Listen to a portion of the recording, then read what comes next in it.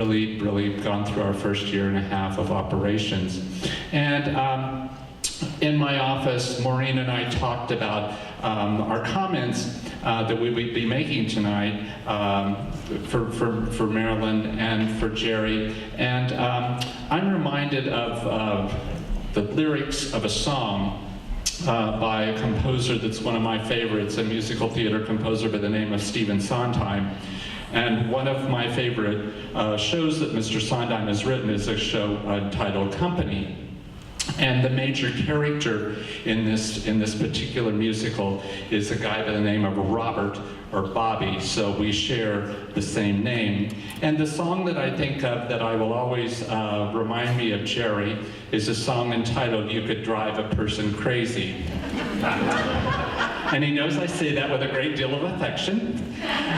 But at the end of this song, it's actually a woman who's singing this song in the musical, a number of women, and at the end of the song they say, "Bobby is my hobby and I'm giving him up." And so I certainly wish Jerry all the happiness in the world as he too moves to the next chapter of his life, and indeed he's giving up this Robert. Thank you, Jerry.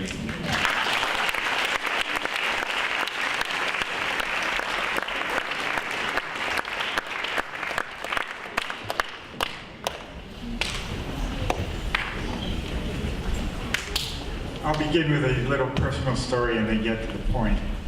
This evening of dance reminds me of this story. I spent 4 years in Minnesota as a dean. And every winter and every spring I was invited to the Ojibwe powwow, in which we had to dance, march, and I stumbled around the ring of fire. And did this repeatedly. And one evening, after watching me do it the third year, the chief of the tribe, who was this magnificent looking fellow, all dressed up in his feathers and his furs, came over to me and said, "Son, one piece of advice to you." And I said, "What's that, Father?" He said, "Keep your day job." Well, Jerry has excelled in his day job, which is a professional musician, and has been invited worldwide to perform. But he gave up his day job largely to do a backstage job. And any of you who've been in the arts recognize how important that is, and not just the arts. If you do a time-lapse photography of a campus like this, you'd see buildings go up and buildings go down, and buildings go up again. You'd see students come and students go. You'd see the dress of people over time change. You'd see new faces come and old faces go. And somehow these things happen magically, and you ask yourself, how did they happen? That's because people are in the backstage making it happen. Somebody's making the lights work. Somebody's pulling the chain to pull the ball up on the crane. Somebody else is opening the door so students can get into the place. Someone else is arranging the schedule so that the faculty can teach. Someone else is making sure that the books get ordered on time. These are not exciting things to the public at large, but to those of us who work in the university and who work generally in the world, we understand that the logistics of what make the place work. And for somebody of Marilyn's talent and Jerry's talent, it requires a great deal of courage and a great deal of will to subordinate what they can achieve so that other people can shine. When you yourself are a star, it's often hard to step out of the step out of the searchlight so that other people can step into it, and both Jerry and Marilyn have done that well. And I think I can speak more to Jerry on this part too. Even though we've kidded one another over the years about a variety of things, I think he did another thing that Marilyn did as associate dean, and that anybody does in a co-leadership position. Co-leadership, someone is always senior. In the provost's office, that was me as provost. But Jerry had much greater experience than I did on campus. And he subordinated his own personality to my design and my vision of the campus, and we worked together to fulfill that. For somebody with his background and insightfulness, that requires, again, a great deal of humility to do. I'm ever grateful of that piece. So let it be a lesson to us over a period of time. It takes all sorts of people to make a university and a community work.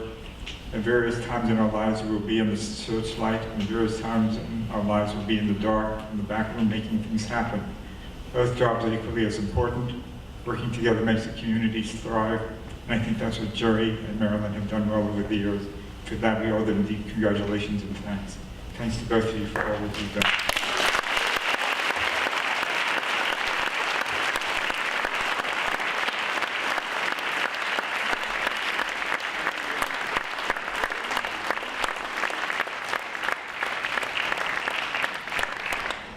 And now invite Marilyn to give a response. Quick response. This has been a beautiful tribute. Thank you so much. Thanks to the dancers. We all came to see the dance, and it was a fabulous concert. Thank you so much, and that's why we're here, to honor students and dance in the arts. Thank you.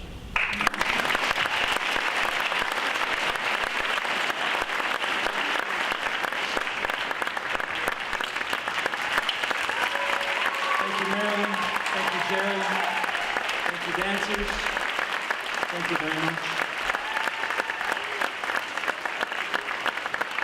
Thank you all for coming tonight, and if we could just moonwalk off the stage, that would be fabulous. Thank you all very much.